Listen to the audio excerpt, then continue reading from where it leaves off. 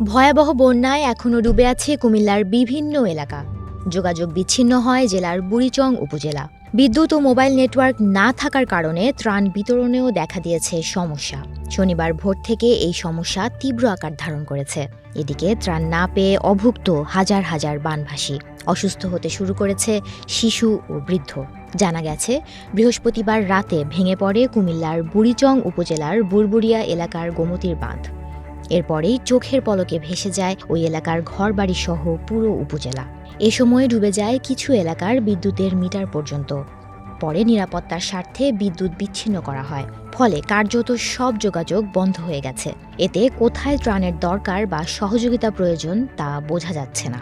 অনেক এলাকায় মানুষ রাতের খাবার পর্যন্ত খায়নি, তারা খাবারের অপেক্ষায় রয়েছে। শুধু কুমিল্লায় নয়, নোয়াখালী, ফেনী, খাগড়াছড়ির অনেক এলাকায় উদ্ধার অভিযান শুরুই করা যায়নি, পৌঁছানো যায়নি ত্রাণ।